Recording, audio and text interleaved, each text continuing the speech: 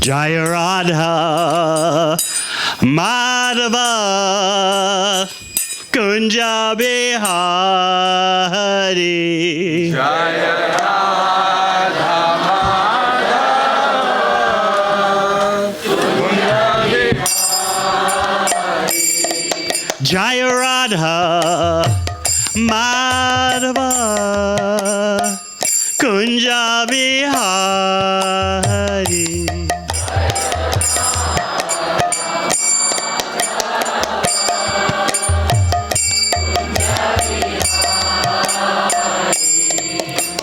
Gopi Janabalabha Giridharadhari.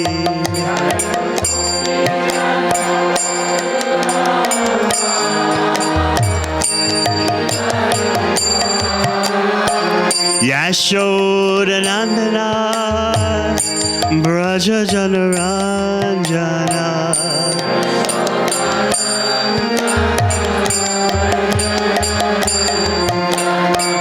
Yamuna Chira Vanachari.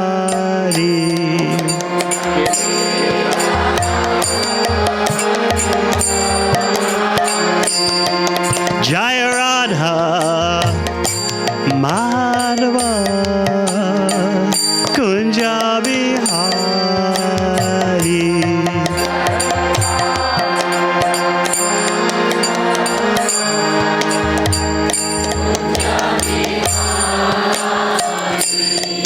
Jai Gopi Janabalabha Giridharadhari.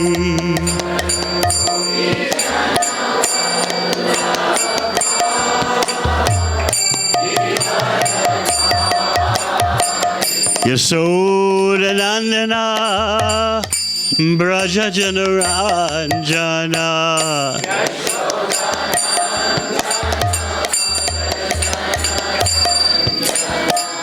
Yamuna Chira Vanachari.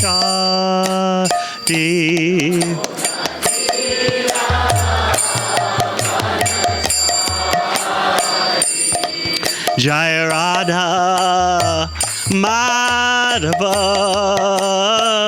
Kunja Bihari.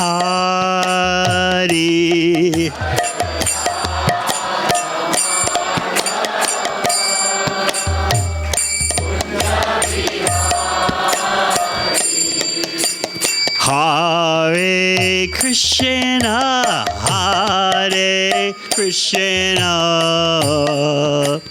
Krishna Krishna, Hare Hare, Hare Rama, Hare Rama, Rama Rama, Hare Hare.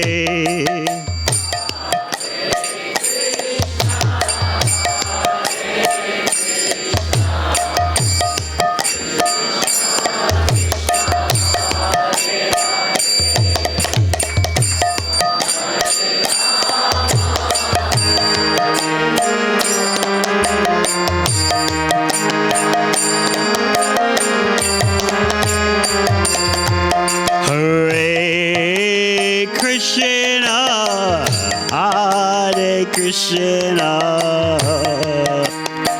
Krishna Krishna, Hare Hare, Hare Rama, Hare Rama, Rama Rama, Hare Hare.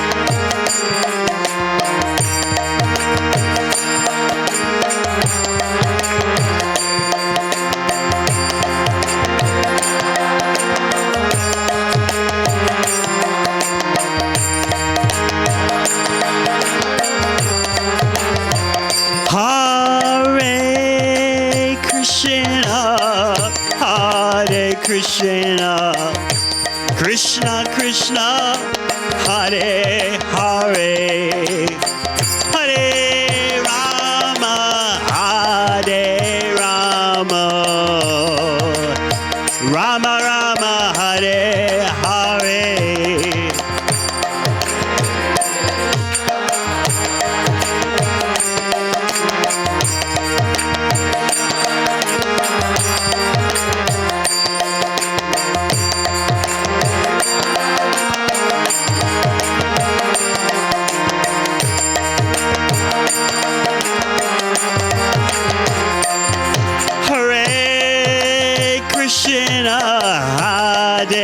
Krishna, Krishna Krishna, Hare Hare, Hare Rama, Hare Rama, Rama Rama, Hare Hare.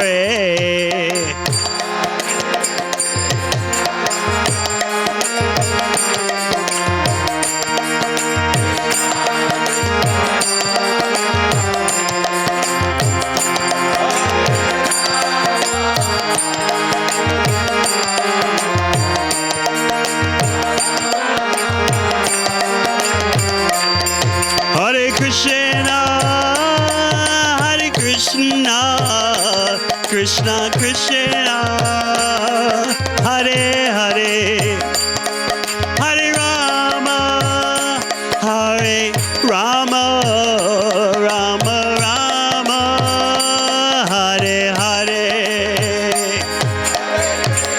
Hare Hare.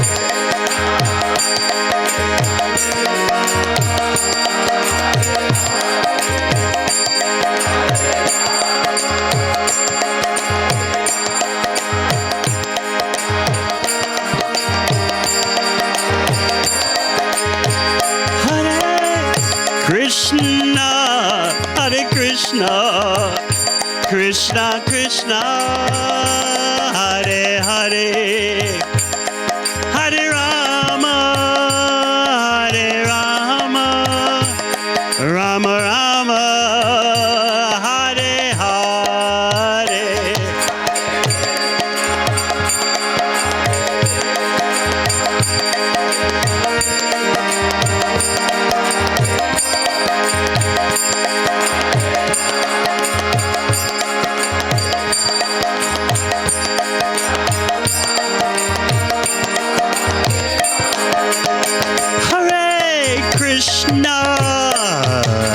Krishna, Krishna Krishna, Hare Hare, Hare Rama, Hare Rama, Rama Rama, Hare Hare.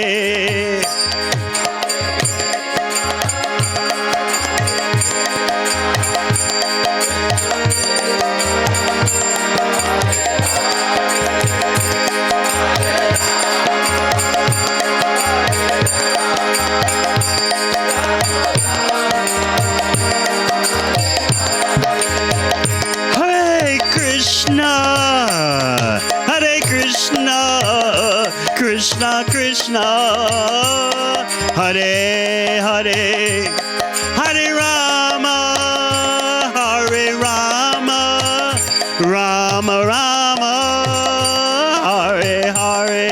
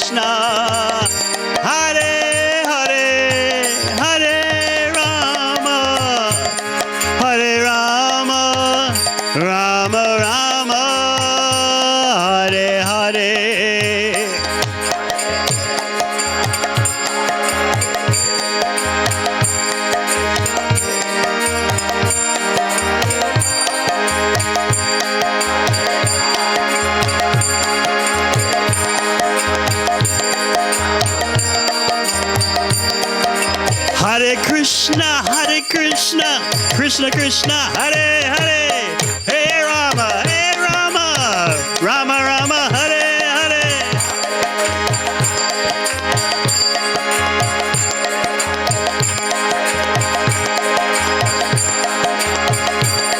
Hare Krishna, Krishna Krishna, Hare Hare, Hare Rama, Rama Rama, Hare Hare.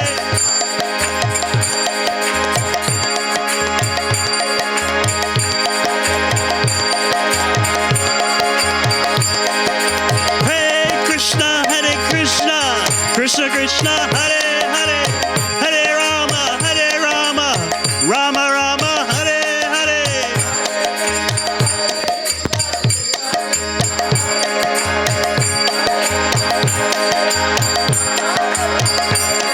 Hari Bol, Hari Bol, Hari Bol, Nitai Gaur, Hari Bol.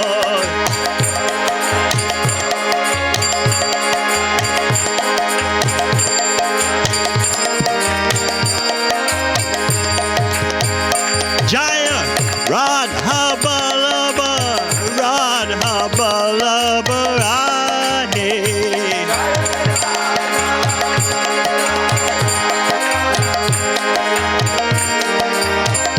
Jaya Radha Ballabha, Radha Ballabha Shri Radhe.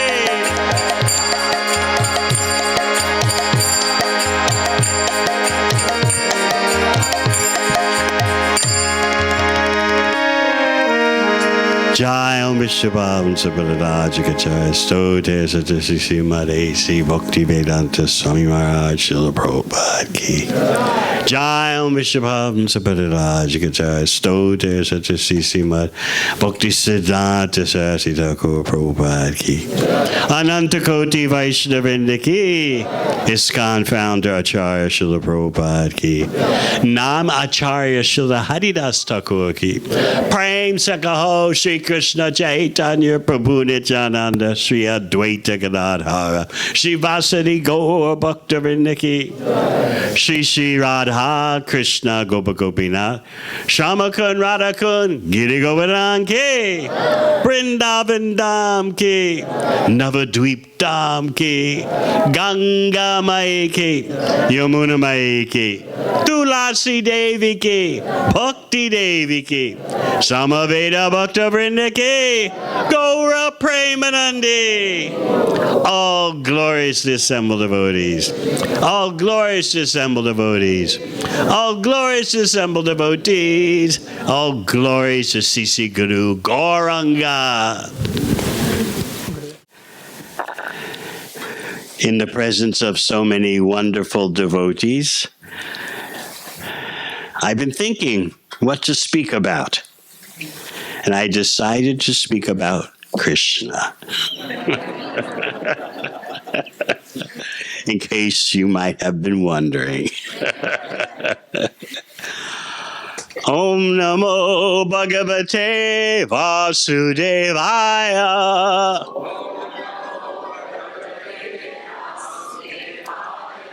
Om Namo Bhagavate Vasudevaya.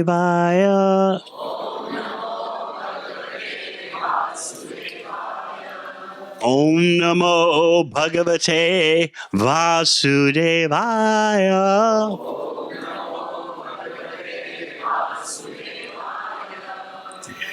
We'll be looking at Śrīmad Bhāgavatam, 3rd Canto, Chapter 2, Text 16. Is it available? Yes, Father. All right. This is a very interesting chapter of Śrīmad Bhāgavatam because Vidura, Saint Vidura, has approached Uddhava with questions about Krishna. And an extraordinary happening broke out. But first we'll chant this verse and then we'll discuss Uddhava's reactions to the questions by Vidura. Uddhava's reactions will show you the peak potential of hearing about Krishna and asking questions about Krishna.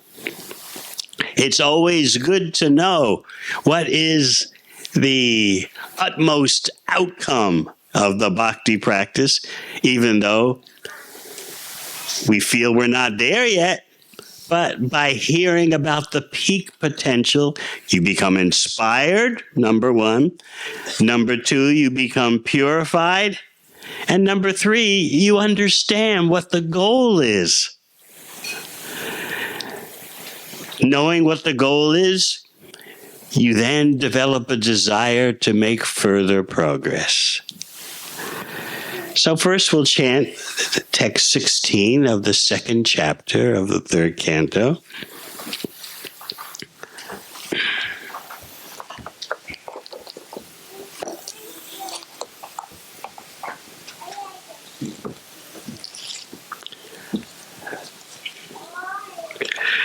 Mam kedayadye tadajasya janma Vidambanam yad vasudeva gehe Vraje chavasori bayadeva swayam Parad vivatsid yadananta virya Mam kedayat ye tadajasya janma Vidam yad vasudeva gehe Vraje chavasori bayadeva swayam Purad vivatsid yadananta virya Mam kedayat ye tadajasya janma Vidambanam yad vasudeva gehe Vraje chavasori bayadeva swayam Purad vivatsid yadananta virya Mam to me. Kedayati gives me distress. Etat, this. Ajasya, of the unborn. Janma, birth. Vidambanam, bewildering. Yat, that. Vasudeva gehe, in the home of Vasudeva. Vraje, in Vrindavana. Cha, also. Vasa, inhabitation. Adi, enemy. Bhayat, because of fear. Iva, as if. Swayam, himself. Purat, from Mathura Puri. Vyavatsit, fled. Yat, one who is. Anantavirya, unlimitedly powerful. This is Uddhava speaking to Vidura. When I think of Lord Krishna, how he was born in the prison house of Vasudeva, although he is unborn, how he went away from his father's protection to Braja and lived there incognito out of fear of the enemy, and how, although unlimitedly powerful, he fled from Mathura in fear. All these bewildering incidents give me distress. Purport. Because Lord Sri Krishna is the original person from whom everything and everyone has emanated, aham sarvasya prabhava, janmadhyasya yataha, Nothing can be equal to or greater than him. The Lord is supremely perfect, and whenever he enacts his transcendental pastimes as a son, a rival, or an object of enmity, he plays the part so perfectly that even pure devotees like Uddhava are bewildered. For example, Uddhava knew perfectly well that Lord Sri Krishna is eternally existent and can neither die nor disappear for good. Yet he lamented for Lord Krishna. All these events are perfect arrangements to give perfection to his supreme glories. It is for enjoyment's sake. When a father plays with his little son, and the father lies down on the floor as if defeated by the son, it is just to give the little son pleasure and nothing more. Because the Lord is all-powerful, it is possible for him to adjust opposites, such as birth and no birth, power and defeat, fear and fearlessness. A pure devotee knows very well how it is possible for the Lord to adjust opposite things. But he laments for the non-devotees who, not knowing the supreme glories of the Lord, think of him as imaginary, simply because there are so many apparently contradictory statements in the scriptures. Factually, there is nothing contradictory. Everything is possible when we understand the Lord as the Lord and not as one of us with all our imperfections. Translation again. When I think of Lord Krishna, how he was born in the prison house of Vasudeva, although he is unborn, how he went away from his father's protection to Braja and lived there incognito out of fear of the enemy, and how, although unlimitedly powerful, he fled from Mathura in fear. All these bewildering incidents give me distress. Om Jnana-Timirandasya Jnananjana Shalakaya Chakshurun Militang Yena Tasmai Shri Gurave Namaha. Jai Shri Krishna Chaitanya Prabhu Nityananda Shri Advaita Gadadhara Shri Vasadi Gaura Bhaktivedanta. Hare Krishna Krishna Krishna Hare Hare, Hare Rama Rama Rama Hare Hare. In this chapter, just by hearing Vidura's questions, Uddhava went off to the spiritual world. This shows you the peak potential of hearing and chanting about Krishna. Uddhava was gone, the Acharyas say, gone from the earthly presence for 48 minutes. How is that so? Uddhava is giving you insight into how, at the ultimate growth of your bhakti lata, your devotional creeper, your bhakti reaches the lotus feet of Krishna in Goloka Vrindavan. You know how Lord Chaitanya, explaining to Srila Rupa Goswami about the Bhakti Lata Bij, the seed of the creeper devotion, describes the combined mercy of Guru and Krishna, Guru Krishna Prasad. Brahmanda Brahmite Kon Bhagyavan Jeev, Guru Krishna Prasade Pai Bhakti Lata Bij. By the mercy of Krishna, you get a genuine Guru. And by the mercy of the Guru, you get the mercy of Krishna. So in Bhagavatam class a few days ago, we discussed what actually does the Guru give? He gives the mercy of the bij, the seed containing all the instructions for performing devotional service. That's considered a benediction, the greatest mercy. So the disciple takes that seed.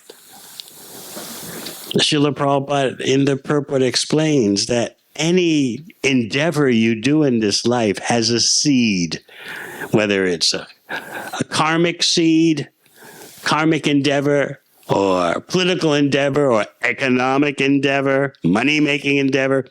There's a seed conception, which contains all the plans, all the goals. Bhakti has that also. But of course, the Bhakti Lata Bija is not material. And the creeper, the devotional creeper, the Bhakti Lata, cannot take shelter of any material support. Generally, creepers wrap themselves around a tree. The Bhakti Lata, the devotional creeper, can only wrap around the lotus feet of Krishna. No material goal or achievement will compensate, will substitute. So what happens when you've been properly watering your garden and weeding your garden? Lord Chaitanya uses those two examples, right? Watering your garden means the process of hearing about Krishna, chanting about Krishna. That causes the devotional creeper to grow, to be nourished, to be nurtured. But sometimes our devotees become bewildered because along with the creeper of devotion, weeds can grow. Just like in any ordinary garden, it is not only the plants you like that take advantage of the watering, but the weeds do also. So Lord Chaitanya in Chaitanya Charitamrita explains that the careful devotee has to weed the garden, be on the lookout for weeds that look like they are beneficial plants, but actually they are destructive. So this takes knowledge, it takes attention and care. Where do we get that knowledge, that attention and care? In the association of devotees. As we discussed a few days ago, associating with devotees means associating with the hearing and chanting process. As Lord Kapila says later in the third canto, Satam prasangan mama virya samvido bhavanti hrikarna rasayana kata, talks about Krishna become more powerful and relishable in the association of sincere devotees. Our coming here today is a chance to glorify Krishna in the association of sincere devotees. And in that kind of sangha, the katha that talks about Krishna becomes sweeter and more potent.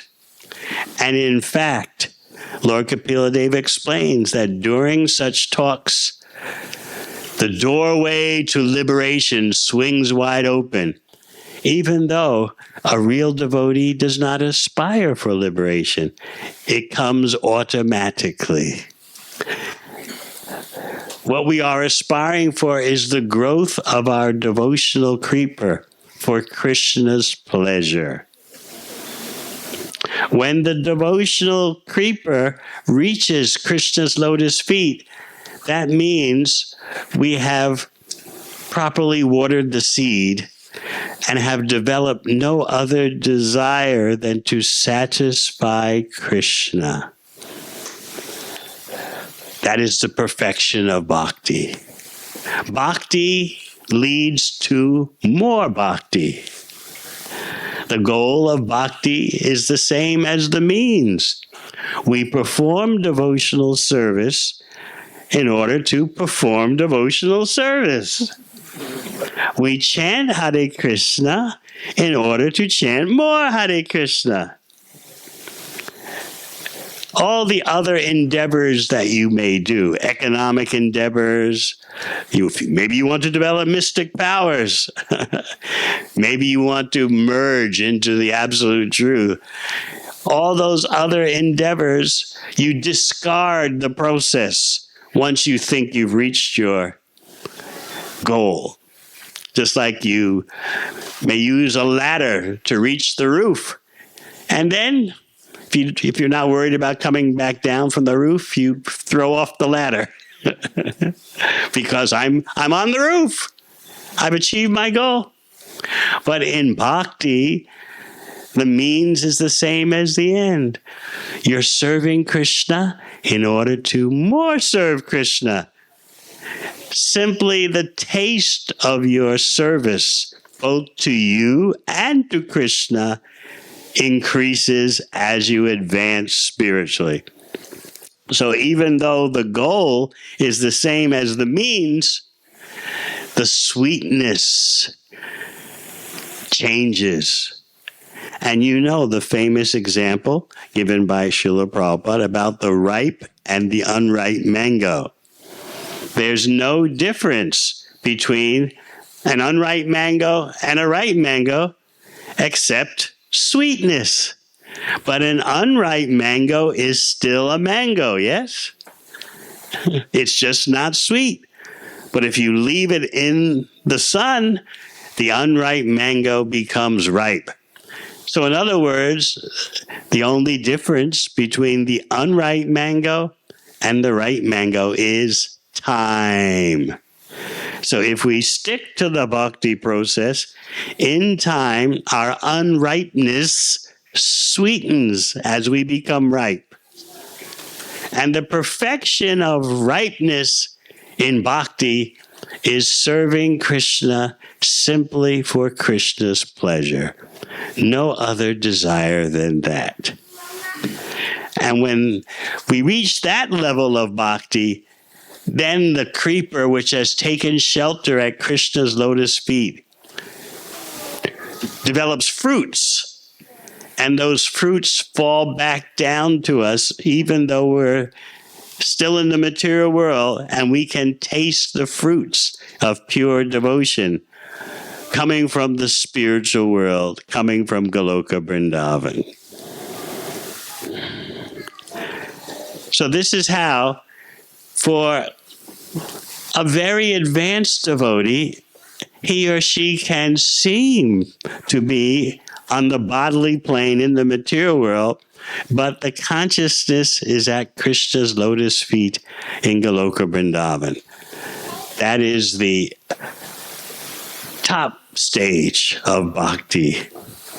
But someone may be bewildered. I see you with the body, and that means you're still on the material plane. But as Uddhava is demonstrating in this chapter, the consciousness is at the lotus feet of Krishna in the spiritual world. So Uddhava was gone from external consciousness for 48 minutes. And then the Acharyas point out, Krishna said, why don't you go back down to earth and answer Vidura's questions? So we'll rightfully think, oh, we're far from such a platform. But by hearing about such happenings, we develop a desire. Yes, let me water my creeper. Let me water my bhakti lata with hearing and chanting about Krishna in the association of sincere, dedicated devotees, so that my creeper will grow. And naturally, in the association of dedicated devotees, you learn to be careful, how to watch for the weeds. And these weeds can be tricky. They can look just like the bhakti lata, just like the devotional creeper. But they can choke out your devotional creeper. What are some of the weeds that Lord Chaitanya talks about? Desire for fame and acclaim.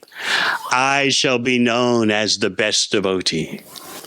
I will get a position in the Krishna conscious society, and in that way, my greatness will be recognized. These are weeds. Also, a garden can be destroyed by a wild animal. Similarly, our bhakti garden can be destroyed by offenses to devotees. So Lord Chaitanya instructs that the careful devotee fences the garden, protects the garden from the attacks of wild creatures. Just like if you have a garden in the outback here, you don't want the kangaroos coming and destroying it. You don't want all kinds of creatures coming and destroying your plants, destroying the creepers, so you make a fence. So similarly, a devotee is always on guard about offending other devotees. What's another wild creature that can destroy your devotional garden? Neglect of the instructions of the spiritual master. Neglecting to follow the 4 rules. Neglecting to follow your initiation vows. By doing so, you allow a wild animal to just gobble up all of your devotional creeper. So besides association, besides offending devotees, there is the danger of neglecting the instructions of the spiritual master, which are given to you in seed form, especially at the time of initiation. So again, what is it that we should expect from the Guru? We should expect an arrangement for being trained in devotional service. Now notice I didn't say trained in religious belief.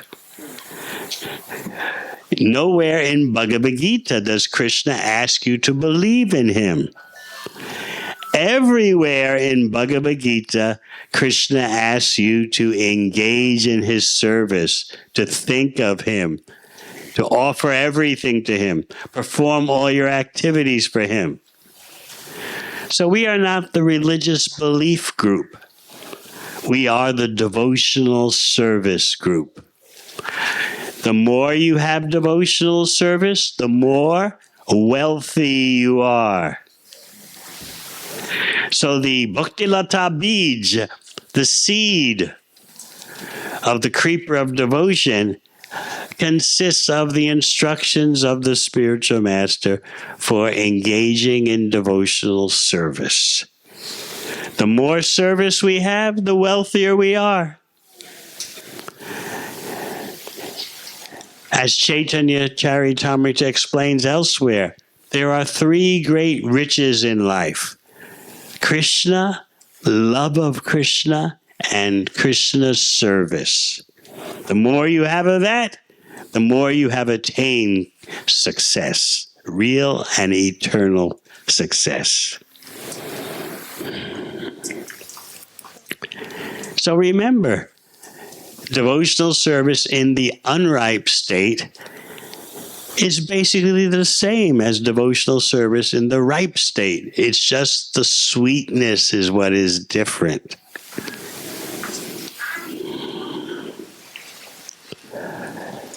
And as the sweetness of your service, meaning the purity of your service increases, the more it becomes relishable to you and to Krishna. So Uddhava is showing the peak potential, as we said. Just by hearing questions from Vidura, Uddhava's consciousness takes off for Dwarka in the spiritual world. He's a Dwarkavasi who has been given access by Krishna to Braj Leela. You may know of Uddhava's special deputation, his authorization to deliver a message from Krishna to the residents of Vrindavan, especially to the gopis. Why did Krishna choose him? First of all, Uddhava is most intelligent. Secondly, he's very close to Krishna as Krishna's advisor. Thirdly, Uddhava is so well respected by the residents of Mathura, as well as later in Dwarka, that Krishna knows if Uddhava goes to Vrindavan and comes back to Mathura with a report that nothing surpasses the love of the Brajavasis, everyone will believe him. Otherwise, the Mathuravasis and then later the Dwarkavasis, they're all thinking, oh, no one loves Krishna like we do.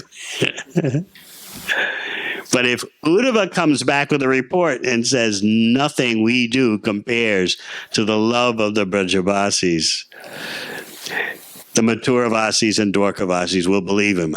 If Uddhava says this, okay, we accept. He's the wisest.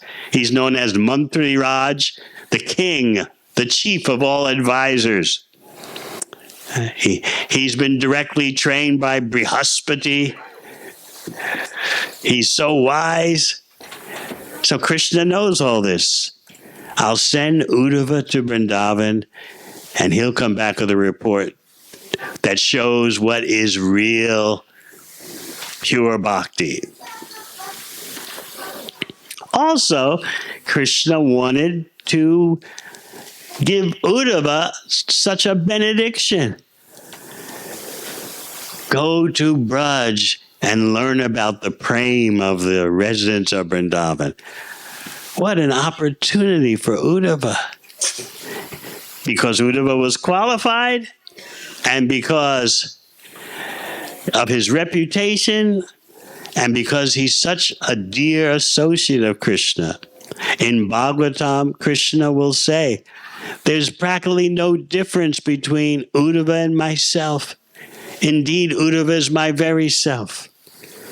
So for all those reasons, Uddhava was sent to Vrindavan, especially to give a message to the gopis, but to console all the inhabitants of Vrindavan, because they were apparently suffering so much in separation from Krishna. So you may wonder, what about that suffering? Isn't the goal of bhakti to be happy? Aren't we told to chant Hare Krishna and be happy? And yet we're hearing that the residents of Vrindavan are in such pain and agony, they're practically walking dead persons. What has Krishna done to them?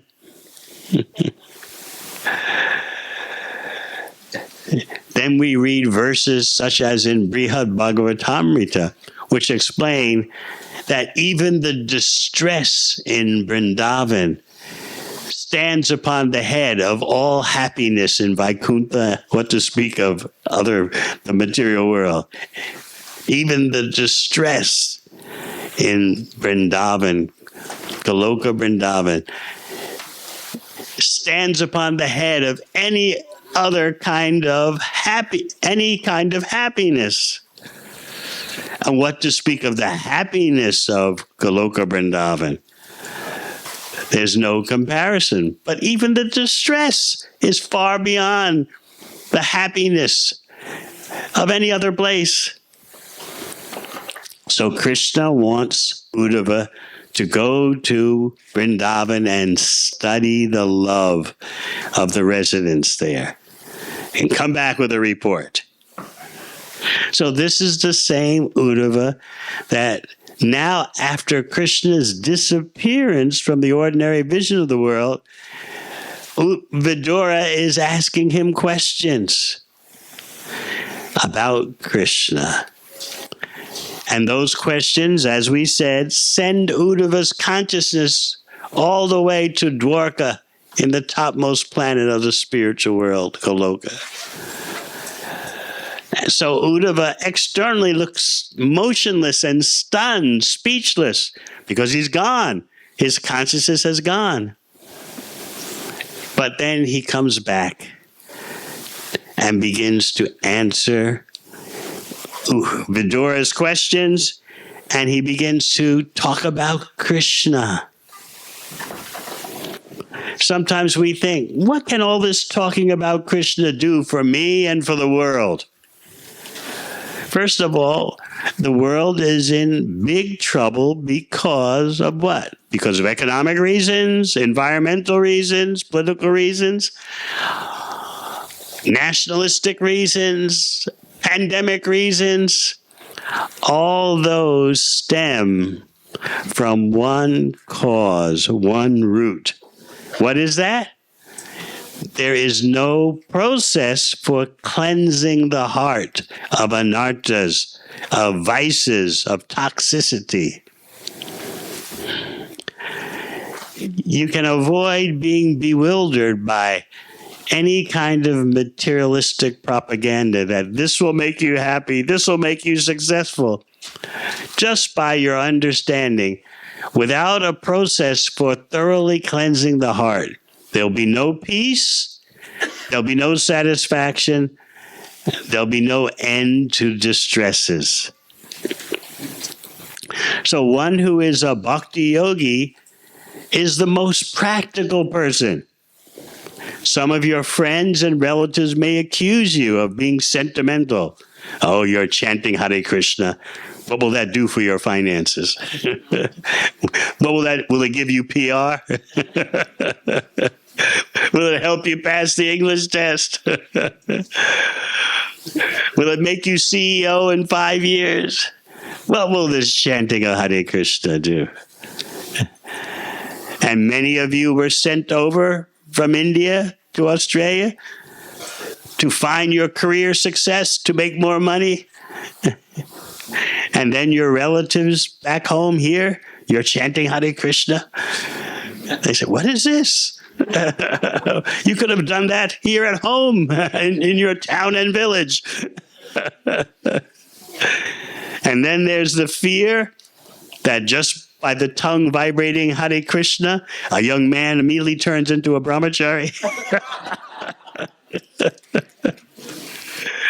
So people wonder, what does this bhakti do? You need endless financial security. You need endless promotions at the workplace. You need bigger and bigger houses. You need investment properties. This is the sign of a successful life. But there'll never be any peace in your heart. There'll never be any peace in the world unless there is an efficient process for purifying the heart of body consciousness and material desires. So the bhakti yogi is the most practical person for uplifting himself, herself, and uplifting the world. We know what the problem is. We know what the real disease is. Bhavarog, the disease of repeated birth and death. A bhakti yogi, a Krishna conscious person, is very destination conscious. What will my next life be? People are so foolish today, they don't care. I just worry about today or 10 years from now. Someone is known to be very advanced who makes a plan for the next 10 years. Oh, very good. You are very smart. Very strategic planning. What about the next life? Next life? Preparing for the next life? Planning for the next life? How impractical. So this is the ignorance that we're dwelling amid.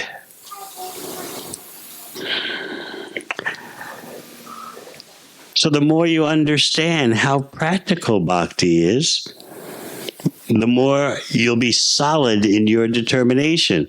But if you think that you have just taken up a religious belief, well, they believe in Jesus, they believe in Allah, we believe in Krishna, gotta believe in something. If that's your attitude, you'll never understand the depths of bhakti.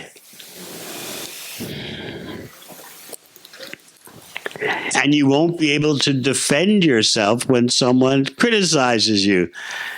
Why are you wasting your time with these religious practices? Better go out and make more money. You never get enough money, so you can never try for money too much. You won't be able to answer. What can you say? Well, my grandmother attended the mandir, so now I'm attending the mandir. Is that as deep as your reasons can be? No, we need knowledge of how someone who is practicing bhakti yoga is the most practical genius, because he or she has gotten to the root of the problem. Simply by hearing about Krishna, all your problems are solved. But you have to know what are your real problems. This world will be what it is: turbulent, chaotic, violent, disease-filled, ignorance-filled. But regardless of the storms all around you, you can achieve the perfection of life simply by hearing about Krishna, chanting about Krishna. So you might say, well, that's good for me, but what about the world?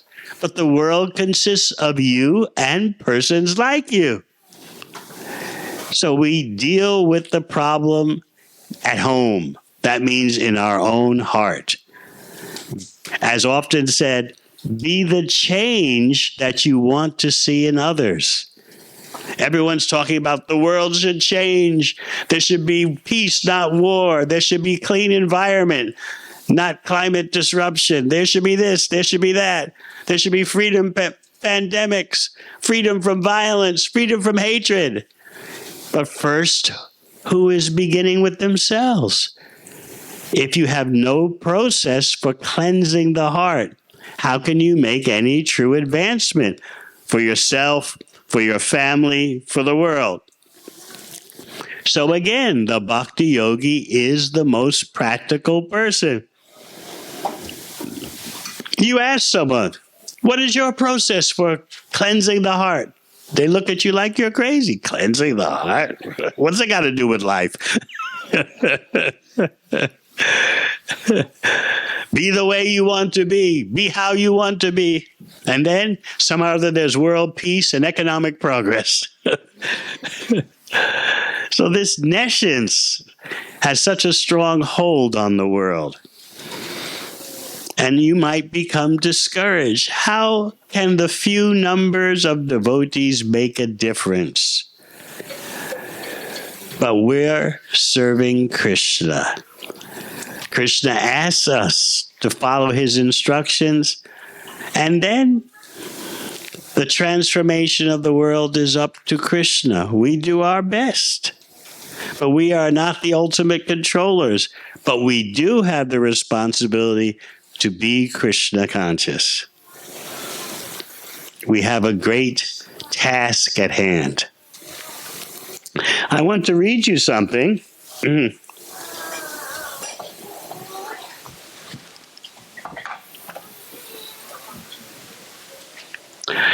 That Srila Prabhupada wrote in the 10th canto. That means right before his departure from this world. He's speaking in a purport about the distribution of knowledge and what happens when it doesn't happen. Distribution of real knowledge, knowledge of what is matter, what is spirit, and what is the source of both. And he begins He begins this purport by revealing his own experience in India. So since most of you by far are coming from India, you should hear this and take it very seriously. Yes, it's true. ISKCON is a global mission. Just like the sun may rise first in the east, the sun is meant for everyone. Krishna is meant for everyone on every continent of the world.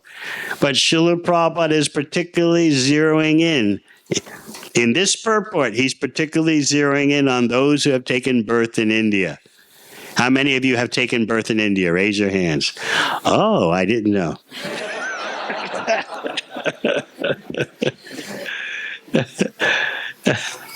I first went to India in 1977. How many of you were there then? Raise your hands. 1977. Not many at all. That's the first time I went to Mayapur and Vrindavan. So Prabhupada writes, and he's talking about the politics of the time because he felt he was not getting any support from the government in India. In fact, he felt he was getting a lot of obstacles. They wouldn't give visas for the Western devotees to stay there.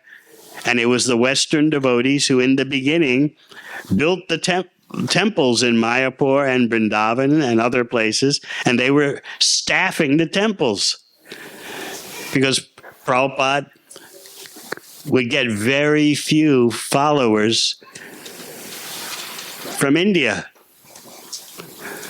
The youth were not coming. When we say youth, we mean persons under 30. There were elderly supporters who became life members, but in terms of staff members, full-time practitioners, very few. Because at that time, India was in the grip of, well, first of all, Bengal was a communist government. They weren't going to help. And then the leaders of India were focused on industrialization as the way to perfection, the path to perfection. So Srila Prabhupada felt he has no support. Here he is spreading the glory of India throughout the world. But India's own government was putting roadblocks in his path. So he writes in this purport, India has knowledge of Bhagavad Gita, but unfortunately, for some reason or other, this sublime knowledge of the science of God was not distributed throughout the world, although it is meant for all of human society. Therefore, Krishna himself appeared as Sri Chaitanya Mahaprabhu and ordered all Indians to take up the cause of distributing the knowledge of Bhagavad Gita throughout the entire world. Jare deko tare koho Krishna upadesh, ama agya guru hoya tare desh. Instruct everyone to follow the orders of Lord Sri Krishna as they are given in Bhagavad Gita and Śrīmad Bhāgavatam. In this way, become a spiritual master and try to liberate everyone in this land. He goes on to say, although India has the sublime knowledge of Bhagavad Gita, Indians have not done their proper duty of distributing it. Now, therefore, the Krishna conscious movement has been set up to distribute this knowledge as it is without distortion. Although previously there were attempts to distribute the knowledge of Bhagavad Gita, these attempts involved distortion and compromise with mundane knowledge. But now the Krishna consciousness movement, without mundane compromises, is distributing Bhagavad Gita as it is, and people are deriving the benefits of awakening to Krishna consciousness and becoming devotees of Lord Krishna. Therefore, the proper distribution of knowledge has begun, by which not only will the whole world benefit, but India's glory will be magnified in human society. Kamsa tried to arrest Krishna.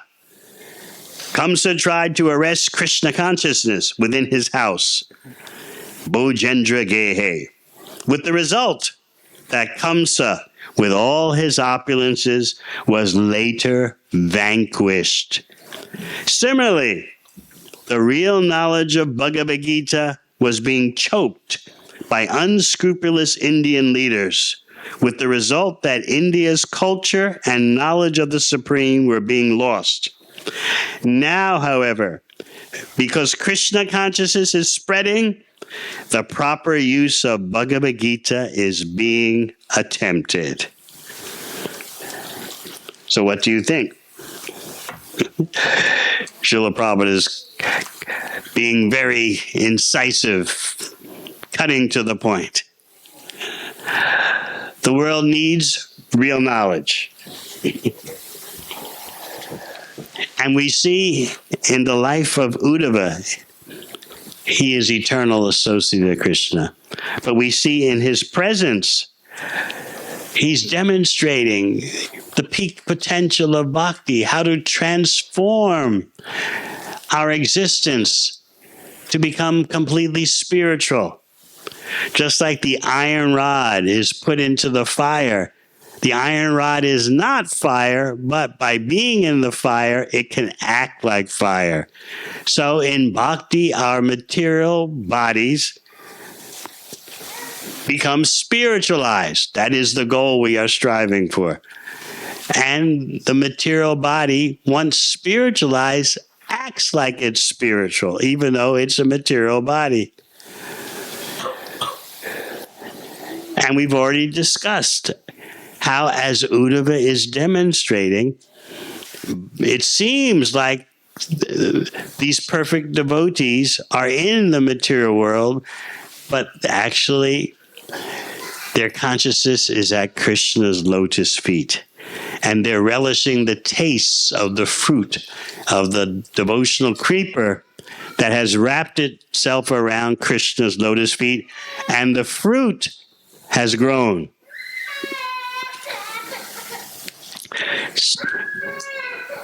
Now you may ask, in this verse, Uddhava is speaking about bewilderment. He says, all these bewildering incidents give me distress. Number one, when I think of Krishna being born in the prison house of Vasudeva, but he's unborn. So what is this? How he went away. Number two, how he went away from his father's protection to Braj and lived there incognito, lived there unknown, out of fear of the enemy. What is this? And how, although unlimitedly powerful, he fled from Mathura in fear. All these bewildering incidents give me distress. What kind of distress, though? Remember what Queen Kunti Devi says in the first canto. She says, how is it that the unborn takes birth? How is it that although fear itself is afraid of Krishna, Krishna's afraid of the stick of Mother Yashoda? What's going on here? Queen Kunti says, when I think of this, I'm bewildered. So that's another example of an eternal associate of Krishna expressing bewilderment. So how can they be bewildered? Because Krishna plays the role so perfectly, even his associates become bewildered. You have to understand the intensity of Krishna's pastimes. that even though someone is his eternal associate, they get caught up in it all because Krishna is so good at his Nara Leela.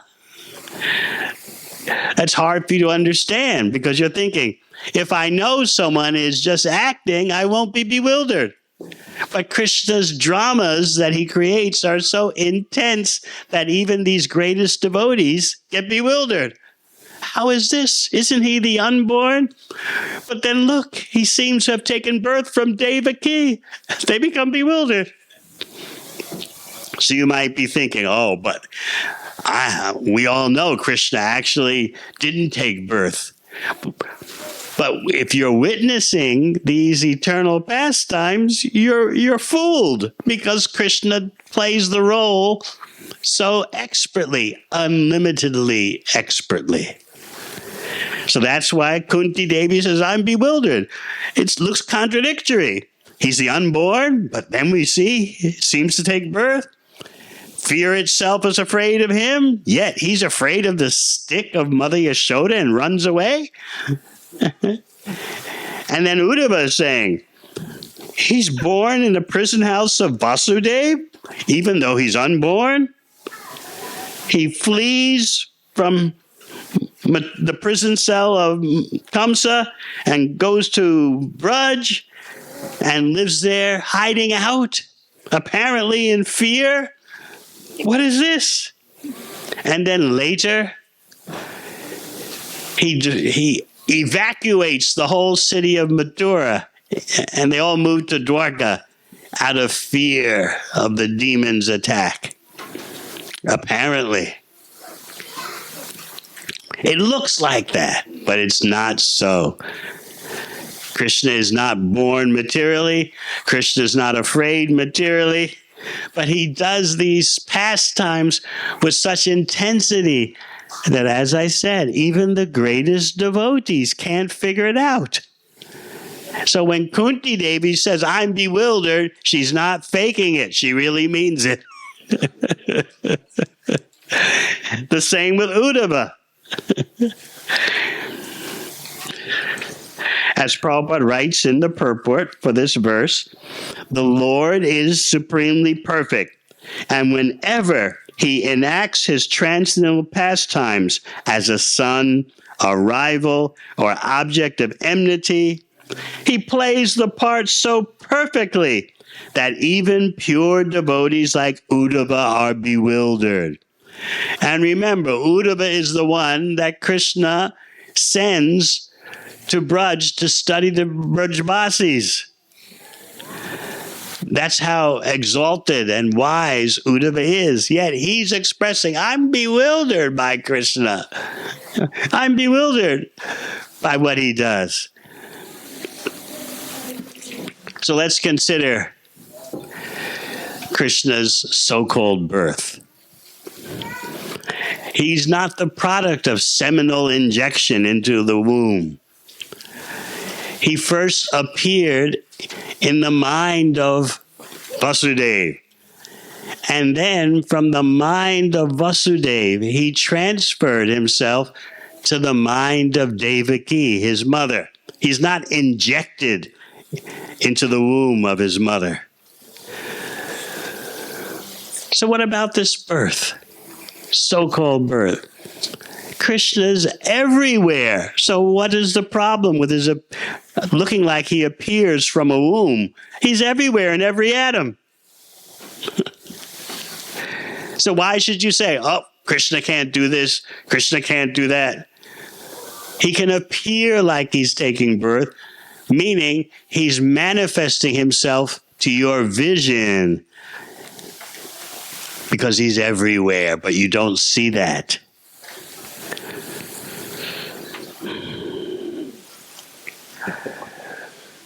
Kamsa took note when Devaki was pregnant with Krishna. And remember, Krishna is not a product of biological sex life. Kamsa noticed, Devaki looks so beautiful. She's shining so much. First it was Vasudeva, who was shining so much people couldn't see him. because he's carrying Krishna in his mind.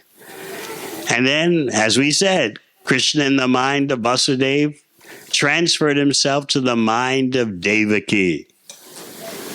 So you can't call that reproduction. If anything, the Acharyas say, you can call it the process of Diksha, the spiritual process of Krishna appearing. So now Krishna is within Devaki. But then again, Krishna is everywhere. But he's going to give the appearance of taking birth from Devaki. And why can't he do that? He's everywhere. So he chooses, now I'll manifest from Devaki, even though I'm everywhere. So what was Kamsa's reaction? Look at Devaki. She's pregnant with the 8th child. The way she looks, I'm sure she's carrying Vishnu. So Kamsa began to calculate. Should I kill her now, before the child is born? That will finish off the whole problem. This was Kamsa's crazy mentality. Day and night, 24/7, Kamsa was overwhelmed with the thoughts. I must kill the 8th child of Devaki, even though I know the 8th child cannot be killed. So on and on and on. He's like that, like a locked up computer. You know, when your screen freezes, your apps freeze, that's Kamsa's mind. I have to kill him even though he can't be killed. The 8th child must be killed, but he can't be killed. 24/7. He was wrongly Krishna conscious. And you're not supposed to imitate trying to be Krishna conscious that way. So he's calculating, I should kill her. She's got that 8th child within her womb. But number one, she's a woman. How can a great warrior like me kill a woman? Number two, she's my sister. How can I kill my own sister? Number three, she's carrying a child in her womb. What will people think of me? He has anxiety about his reputation. This is selfishness. What will they say about me if I kill my sister, a woman, and a pregnant woman at that? I'm a great hero. My reputation will be trashed 100% to such an extent that I might as well be dead. I don't know. I can't do it. Can't kill her now. This is Kamsa's how depraved his mind is. He's even thinking about it. So he waits for the 8th child to be born.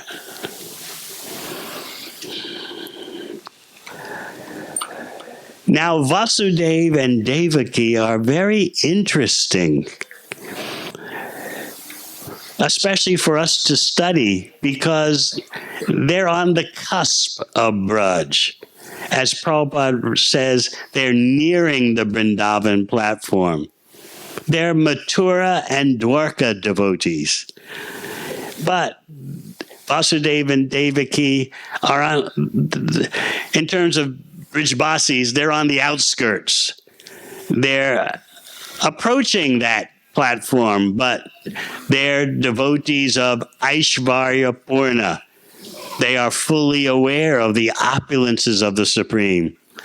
Whereas, as Lord Chaitanya explains, the residents of Vrindavan are Aishvarya Shitala. They are free of any conception of Krishna's power, majesty, and opulence. They simply savor Krishna's sweetness no matter what Krishna does. They can see Krishna do something inconceivable right before their eyes, but still, they simply taste the sweetness of being with Krishna. They don't even acknowledge any Aishvarya, any opulence, any power of the Lord. They don't even consider Krishna the Lord. When they see Krishna do something inconceivable, kill a demon, like suck out the life of Putana, kill Bakasura, the duck demon, Agasura, the snake demon. When they see that, they think, oh, we know why this happened. Number one, it happened because Krishna did some pious activities in his previous life. Or number two, it happened because of the potency of our village brahmanas. Or number three, it happened because of our prayers to Narayan. That's how they rationalize everything. Whereas Vasudeva and Devaki, they are aware of Krishna's power. At the same time, they have affection for Krishna as their son. So it's a very interesting combination. You know that the Christians say, I don't think any of you have studied the Bible. Anyone? No. I did. That's how I was raised. The Christians like to say, the fear of God is the beginning of wisdom. That's correct, but it's not the end of wisdom. The middle and the end of wisdom is love of Krishna.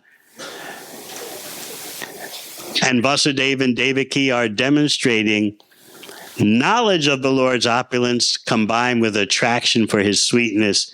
But the Brijbasis, the residents of Vrindavan, no knowledge of opulence, no awe and reverence, no acknowledgement of the majesty, just the sweetness. So Vasudeva and Devaki are good for us to see the intersection, the bridge between Mathura, Dwarka, and Vrindavan. They're nearing the Vrindavan platform. So sometimes they acknowledge, Krishna, you are the Supreme Personality of Godhead. Other times, you're our son, we're worried about you. It's very interesting. Transcendental schizophrenia.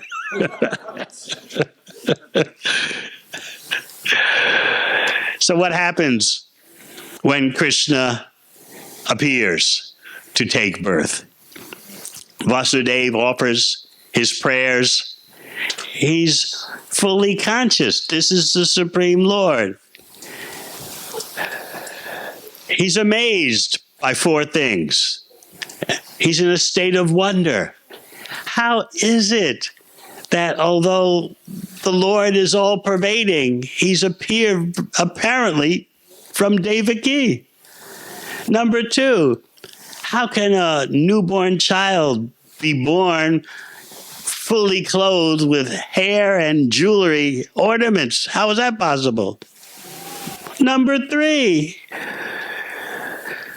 this is the prison cell of Kamsa. Krishna's not afraid to appear within this prison cell. And number four, he's my worshipable Lord, my Ishtadeva, yet he's appeared as my son. Those four things put Vasudeva in a state of wonder. And then what about Devaki? She knows this is the Supreme Personality of Godhead who has appeared in order to relieve her of her fear of Kamsa. Yet, she's feeling, this is my son. This transcendental schizophrenia. Make up your mind, we say. Is he the Supreme Personality of Godhead or is he your son? Vasudeva and her see it both ways. Although the Acharyas explain that their affection for Krishna as son is more than their awareness that he is the Supreme Personality of Godhead. But still, both are there. The awareness of the Aishvarya, the opulence. In other words, they have jnana, transcendental knowledge of Krishna's divinity, mixed with, he's our son. What are we going to do? How are we going to protect him from Kamsa? We don't want Kamsa to find out that he's born. How are we going to conceal this? Especially Devaki is wondering, I've got a four-handed baby. How do you hide that fact? So she's going to ask Krishna, can you please change into your two-handed form? Because otherwise it'll be very difficult to hide you. Everyone will be talking. Devaki had a four-handed baby. She's thinking like that. She's forgetting that Krishna is the Supreme Personality Godhead. Her affection for her child is taking precedence. It's becoming the major influence. But what is Krishna thinking?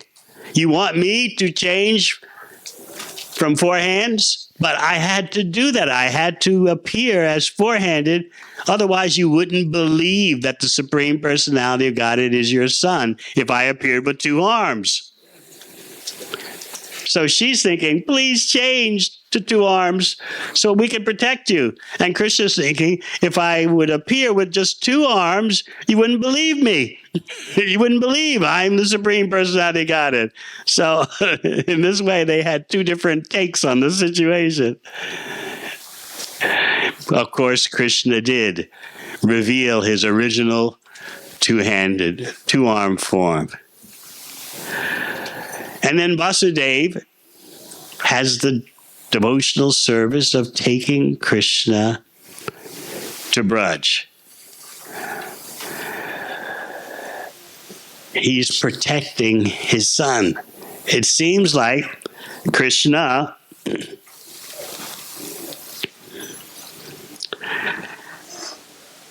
as Uddhava says, he went away from his father's protection to Braj, and he lived there hidden. Kamsa didn't find out. We'll talk more about that this afternoon. We'll talk about the death of Kamsa and how Kamsa's funeral was performed, was arranged by Krishna himself. And then how Krishna dealt with Vasudeva and Devaki, who witnessed Krishna killing Kamsa. They had practically fainted in the wrestling arena, seeing their son Krishna, who was about 11 years old at that time, seeing him and seeing Balaram and him wrestling these giants. They practically, Devaki and Vasudeva practically fainted. But we'll talk more this afternoon. But for now, Krishna has been born. And on the one hand, you see the prayers by Vasudeva and Devaki, you are the Supreme Personality of Godhead. And on the other hand, you're our son, we have to protect you.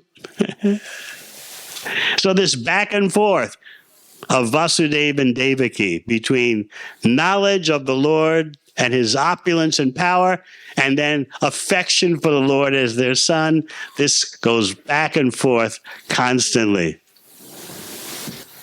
And we'll see how Krishna handles that after the death of Kamsa, how he handles the awe and reverence of Vasudeva and Devaki, who have just seen Krishna do something inconceivable.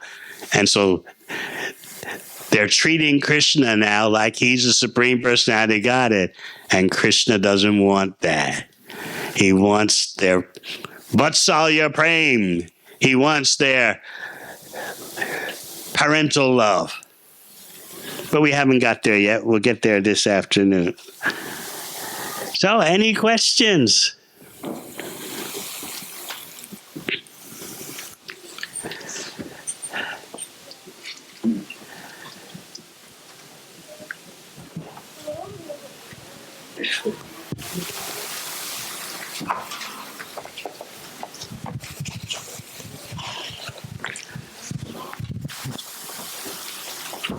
Hare Krishna Maharaj, thank you for the nice class. You were mentioning that Devaki and Vasudeva are, they have mixed like they are on the border of Raja. Yes. And they have that mixed rasa for Krishna, where they have awareness of Krishna's supremeness. At the same time, obviously, they have the Vatsalya Bhav as well. So Maharaj, when we look at these exalted devotees and they are also still on the border of Raja, then what is the hope for us to hope that we will like one day achieve Golok Vrindavan and what Chaitanya Mahaprabhu came to give us? Or is it that that's their eternal rasa and that's why they like to stay in that rasa? They are Nitya Siddhas, eternally perfect, and their relationship with Krishna is eternally perfect. Vishwanath Chakravarti Thakur says, nothing more needs to be said than that. So who am I to try to say something? They are what they are for Krishna's pleasure. Still, what does Lord Chaitanya say? Ramya Kachchid Upasana Vrajavadu Vargenaya Kalpita. There's no better method of loving Krishna than that demonstrated by the cowherd ladies of Vrindavan. That can refer, Vrajavadu can refer to both the young gopis and the elderly ones. So Lord Chaitanya is giving that special mercy. That's why Namo Mahavaranyaya Krishna Prem Pradayate. There's no one more merciful than Mahaprabhu, who's giving in the most degraded age, he's giving the most exalted experience. The love, a chance to love Krishna like the residents of Vrindavan. So you take it. This is why Lord Chaitanya is unsurpassed. He's Parama Karuna.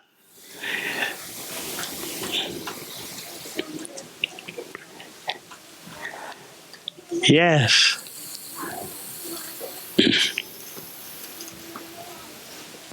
Hare Krishna Maharaj, please accept my humble obeisances. Thank you for the wonderful class. Maharaj, just a quick question. In Bhagavatam, as we progress further, there is a lot of description about the gopis and their love for the Lord. Which canto are you talking about? 10th canto? Yes, okay. We know the love that Mother Yashoda has for Krishna, but when in comparison, there is a lot of discussion always about the gopis. And it is always said that the gopis' love for Krishna is the topmost.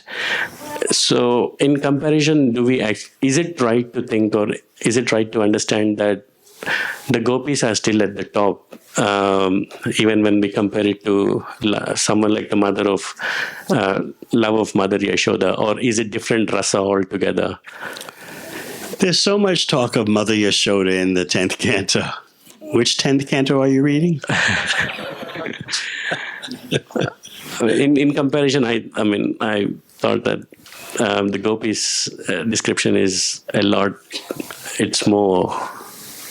There are those 5 chapters in the 10th canto focusing on the gopis and the Rasa Leela.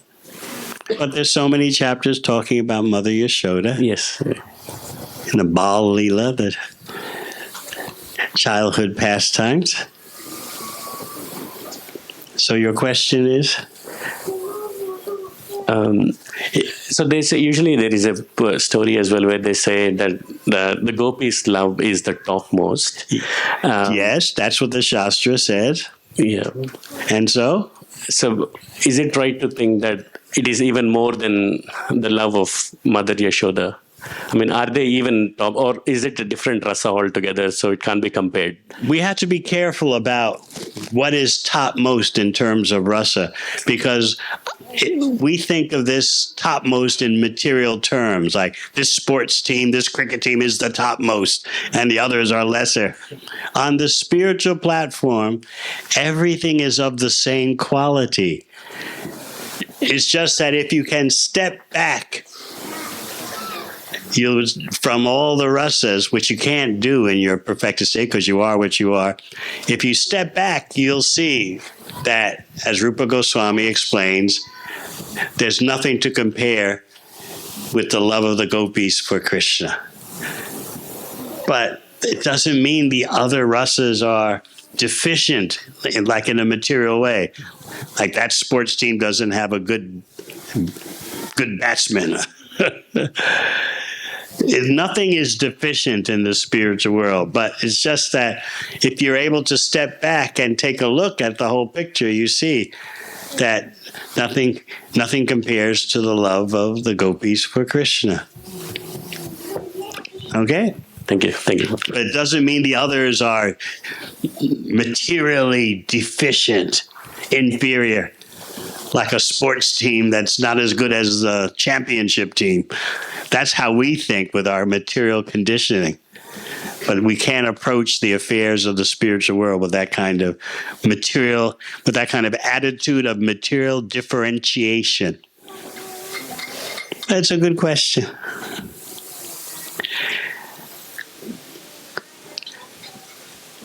Over here to your left.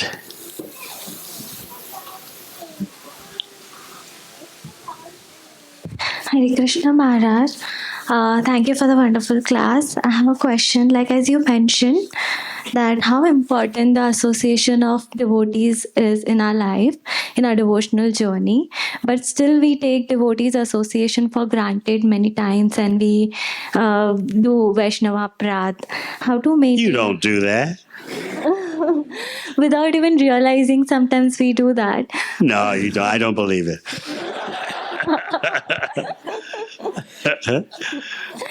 Who have you offended? Unintentionally, I've offended a lot of devotees. Your parents? Yeah. Oh, I don't believe it. But it's true, you should be careful about associating with devotees. You pray to Krishna, please empower me to associate with your Vaishnavas. Because no material skill can help you in associating with devotees.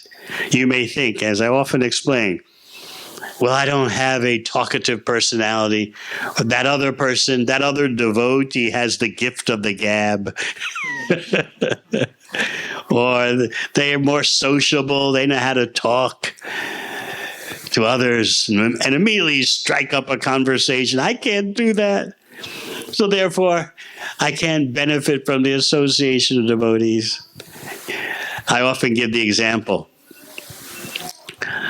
of many of you. I can ask, how many of you have read the book, How to Win Friends and Influence People? Raise your hands.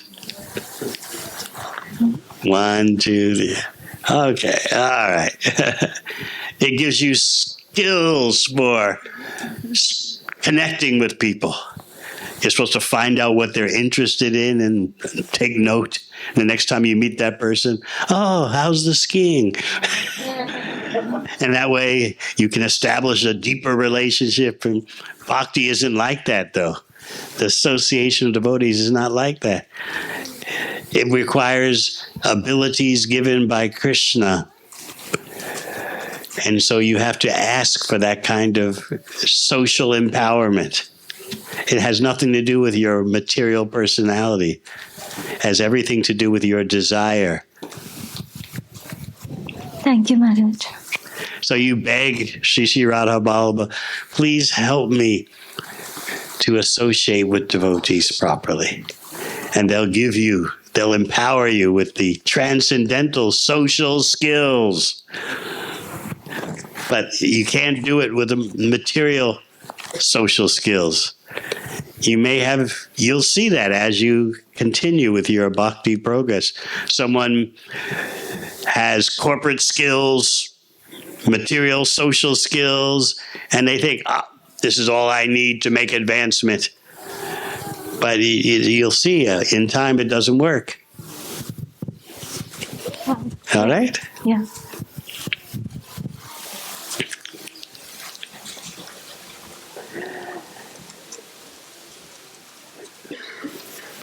Hare Krishna Maharaj, thank you for the wonderful class. I have to beat her to it. Maharaj, you mentioned how Uddhava, when he saw the love of the Brajavasis and their like love for Lord Krishna, he prayed that he becomes a worm in the dust of Vrindavan. So my question is, when we approach advanced devotees, or when Krishna arranges for us to meet an advanced devotee, what should we learn from them, and what should our mood be? How to always think of Krishna's pleasure, and how to take every opportunity as a chance to increase Krishna's service. Just like before you ask a question, I'm praying to Krishna. What can I say to her? First of all, she's going to say, thank you for the wonderful class. But what can I say to her that will impel her, that will push her forward in her bhakti? So that's the advantage of devotee association. When you're associating with sincere devotees, they're always inspiring you to think, how can I serve Krishna better?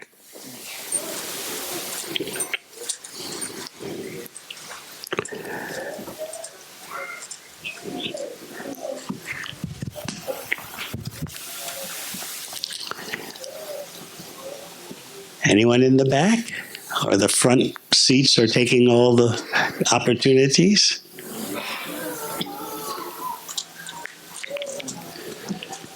Oh, here we go, over there.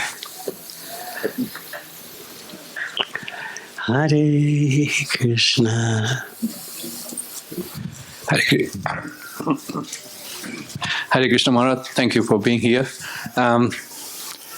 The association of devotees is the prime necessity. At the same time, when we associate, then offenses due to the bad habits or whatever reason, they also come out. So, and then you may feel like, okay, maybe you want to step away from that association, but then no, that association is the only requirement. Then, so how to balance it out that we appreciate the association, at the same time not commit offenses? Or what kind of offenses?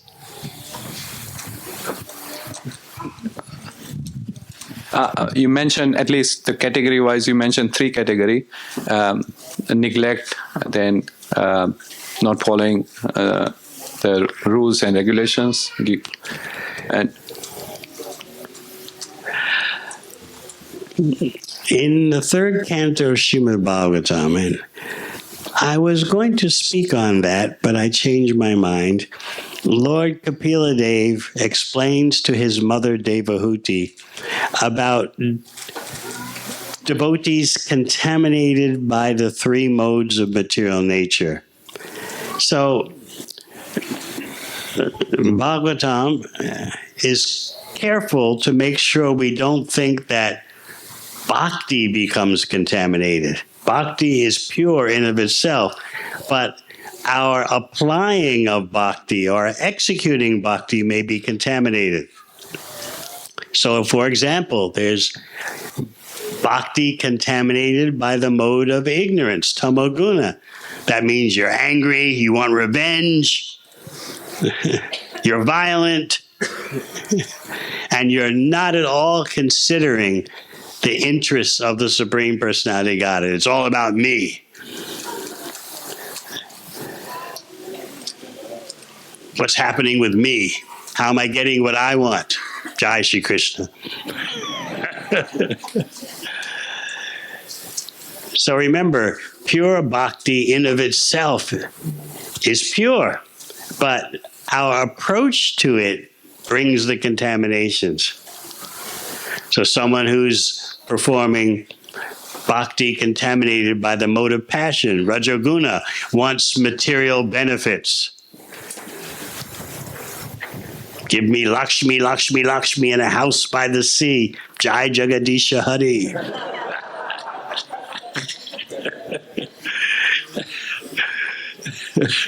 As bhakti in the mode of passion. And then sattva-guna bhakti. Someone who wants liberation. Freedom from material existence, that's all. And then there's Vishuddha Sattva Bhakti, bhakti which is beyond the modes of material nature, which means the executor of pure bhakti simply is concerned with what gives Krishna pleasure. Because even Sattvagun Bhakti, contaminated by the desire for liberation, is selfish. You're not thinking of how to please the Supreme Personality of God. You're thinking, I want out from the suffering of material existence. And often that's combined with, I want to merge into the Supreme. So there's all these different corruptions of bhakti that Lord Kapil Dev points out to his mother. That's in the 3rd canto, chapter 29.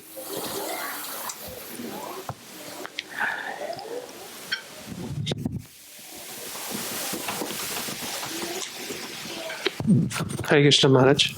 Thank you, Maharaj, for the wonderful class. Maharaj, I have a question from the purport. It says, Uddhava knew perfectly well that Lord Krishna is eternally existent and can neither die nor disappear for good, yet he lamented for Lord Krishna. All these events are perfect arrangements to give perfection to his supreme glories.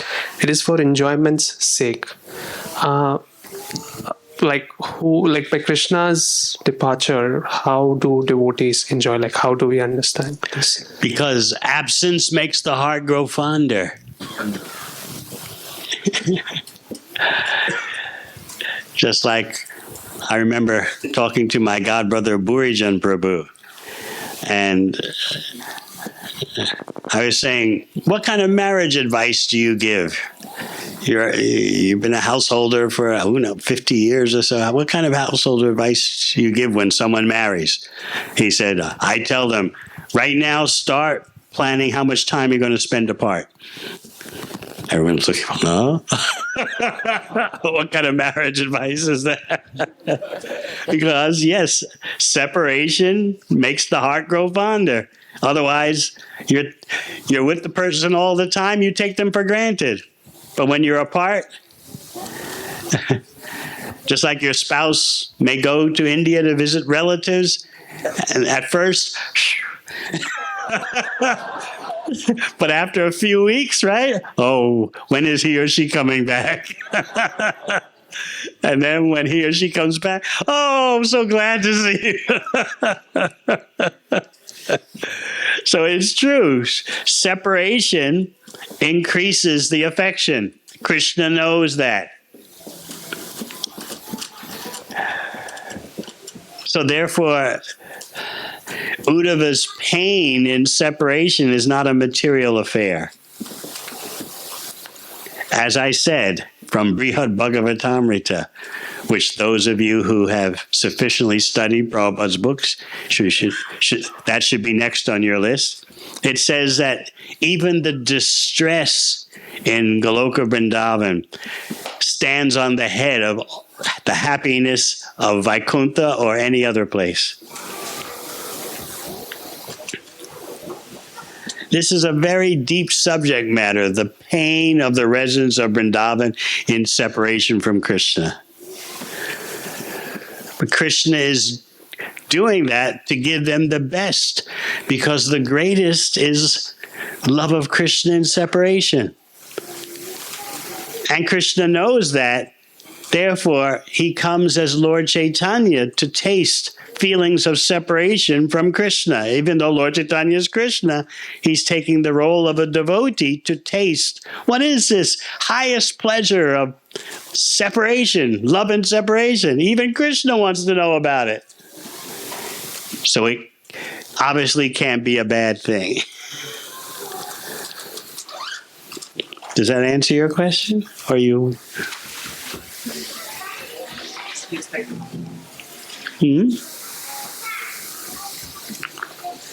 So the pain Uddhava is expressing is not a material pain. And he's pointing out that when Krishna is apparently gone from Vrindavan, actually he's never gone from Vrindavan. He's there in the feelings of separation, more so than when he's physically present. So just like Uddhava, we've heard about Uddhava's consciousness soared to Goloka Vrindavan from the earthly plane just by the questions of Vidura. How is that? What's happening? Remembrance on the transcendental platform is the same as the presence of the person. Now you have to understand something about chanting Hare Krishna. How the name, form, qualities, and pastimes of Krishna are the presence of Krishna. If you understand that, then your chanting starts to become much more effective. Krishna is the same as his name.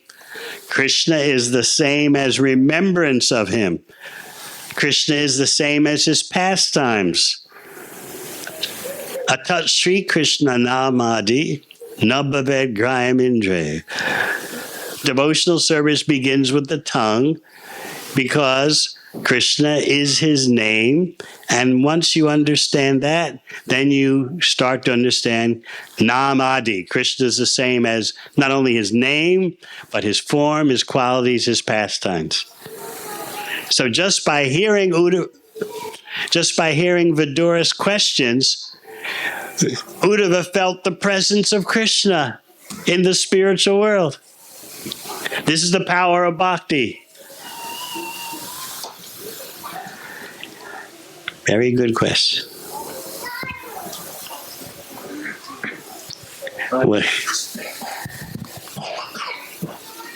Way in the back, you have to.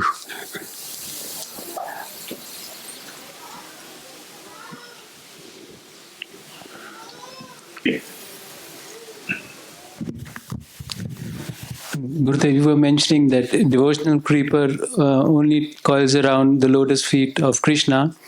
So, is after doing doing devotional service for a few years, and we might be doing just out of duty, or and still be struggling with material desires.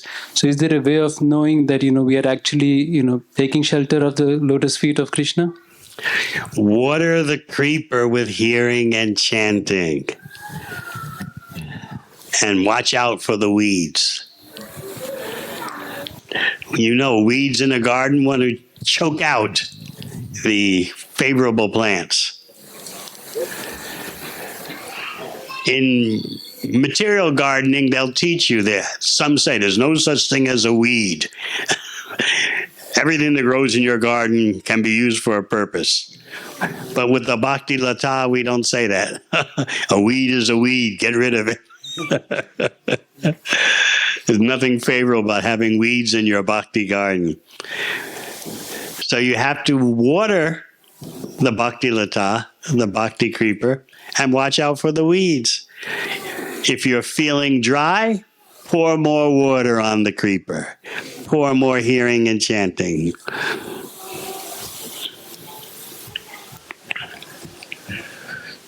You'll find that's always the solution.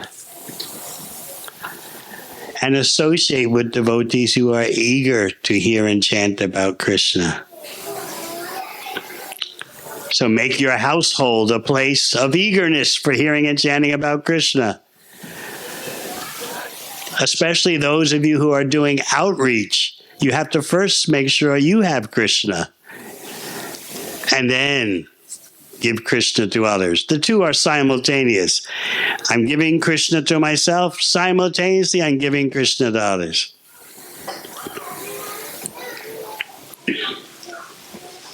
So this is why it is so important for us to serve Lord Chaitanya's mission, because then we realize I have to be Krishna conscious if I'm giving Krishna to others.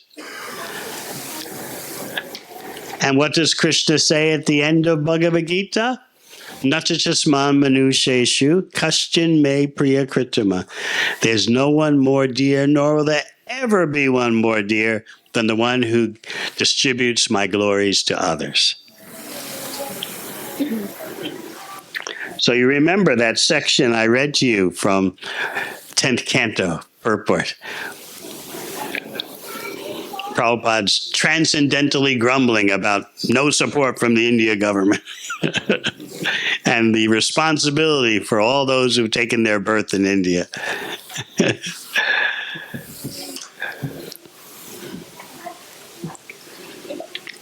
And how the whole world has been negatively affected by so many corrupt versions of Bhagavad Gita. I often explain, my last year at Yale University, I wanted to study Bhagavad Gita. And so I enrolled in a class taught by a world-famous professor. That's Gopavindesh was saying, that university is most prestigious in USA. Actually, it's the top of the prestige for the whole world. So it was a world-famous professor. And make a long story short, I looked at the reading list, the assigned reading list for the class, and it had Bhagavad Gita on it. He was teaching a class in Hinduism. If you think you know what Hinduism means, actually no one knows for sure. It's a term that means anything to anyone. Or generally I say Hinduism means anything that goes on the Indian subcontinent that's not Pakistan. That's from worship of snakes to worship of Nehru, worship of whatever. So anyway, he called his class Hinduism. So I said, let me take it, because then I can learn Bhagavad Gita. So I looked at the Bhagavad Gita he assigned. I bought it from the university bookshop. And there were the verses in the front and this scholar's commentary in the back. And I looked at the commentary. First page I opened to, and he said, Krishna is a concept meant to satisfy both the intellectuals and the sentimentalists. I just slammed the book shut and tossed it into the rubbish bin. Something in my heart told me, get rid of this book. And I, as many of you have heard, I reacted through my student consciousness of the 70s, which so many students had that kind of consciousness. Anti-imperialism, anti-colonialism, down with the empires. I said, just see how this British colonizer has ruined the native peoples of India's book. And one day I'll find a real translation, not one by an imperialist. So I did find a real translation a few months later after graduation.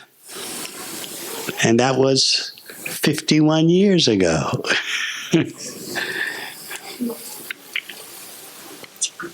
Anything else?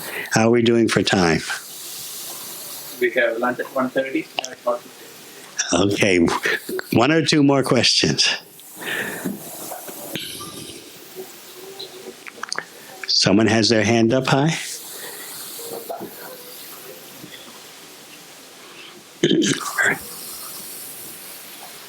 Hare Krishna Maharaj, thank you for your class. Maharaj, I had this question from your previous class when you were talking about gratitude. And how you shared your personal experience when you met a person first time in temple. Maharaj, I was thinking that because devotees have this constant tendency of giving to others every time and whatever they can, or most of the time everything they have, but then taking their things for granted and forgetting about gratitude, how to have a constant feeling of being grateful to them, how to cultivate that. Some recommend keeping a gratitude journal. You can make a note on your phone, make a note in some book. It's your gratitude journal. How many times today have I expressed gratitude? And it'll become a habit. One devotee already told me, since I mentioned that in class a few days ago, he said, The past 3 days I've been... He was there with his wife. He said, for the past 3 days I've been expressing gratitude. And his wife told me, I've never seen him like this before. So immediate success. She was saying, what's come over him? And then he told me at his workplace, one of his workers stayed late, and he thanked the worker, thank you for staying late. He said, then I realized I've never done this before. So it's a great breakthrough. So thank you for bringing that up. We want to establish a gratitude culture. So as I pointed out a few days ago, whatever devotee has done anything, big or small, in helping your spiritual life, thank that devotee. So I gave the example, since he's bringing it up. The first time I visited a temple, I was very nervous, didn't know what to expect. And I opened the door to the New York temple, 1972. And there was an official greeter, a devotee who had been given the service to greet whoever came through the door. So there I was, very nervous. I was in a part of New York City I'd never normally go to. And then I had to walk from the subway 5 blocks. And 3 blocks away, I was smelling incense in the air. 2 blocks away, I was hearing... I was very nervous. What is this? So I walked up the steps to the temple door, opened the door, very nervous, not knowing what to expect. And then there was this devotee who was the official greeter. As soon as I opened the door, there he was. Welcome, brother. You've come to the right place. Come on in, take off your shoes, go in the temple room, move your feet around to the kirtan. All my anxieties immediately disappeared. So my point is that whenever I see that devotee, I thank him for that, even though it's 51 years ago. Thank you for being there at the door. And of course, the devotee feels like, it was nothing what I did, but it's right for the devotee to feel that way, but it's right for you to express gratitude. Another devotee this week came up to me and said how, so this devotee particularly helped me in my becoming a bhakta. I never thanked him. So I walked up to him and I thanked him, and I saw his eyes just light up like, no one's ever thanked me before. So in this way, just by expressing gratitude, you increase the bhakti, because that person will think, I should go on helping. Somebody appreciates. I should go on trying to help others. Otherwise, sometimes devotees become discouraged. You give your all in all to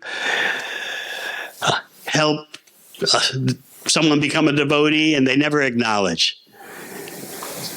And that's a great victory for Maya, because they'll just say, I'm not doing outreach anymore. I'm just going to stay at home and chant Hare Krishna. Forget about Lord Chaitanya's mission. So the more you express gratitude, this is what we were discussing a few days ago, because many of you weren't there.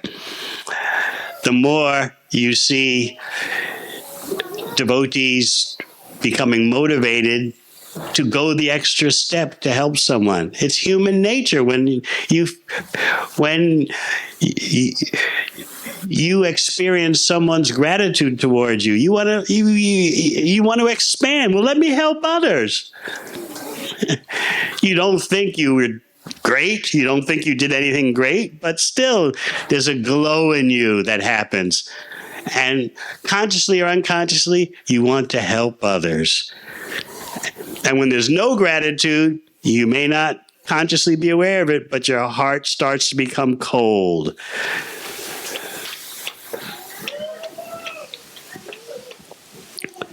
So yes, we want a gratitude culture. Constantly express gratitude. Never think, oh, everyone does it. What's the big deal? Or you might think, if I express gratitude, someone will think, oh, you're just doing what Devamrita Swami said in class. Don't worry. Even they say that, still their heart is touched.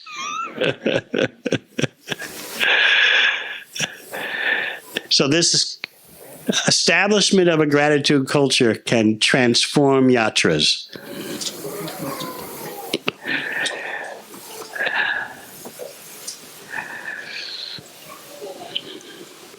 So this afternoon we'll continue with our Krishna Leela. Thank you very much. Hare Krishna.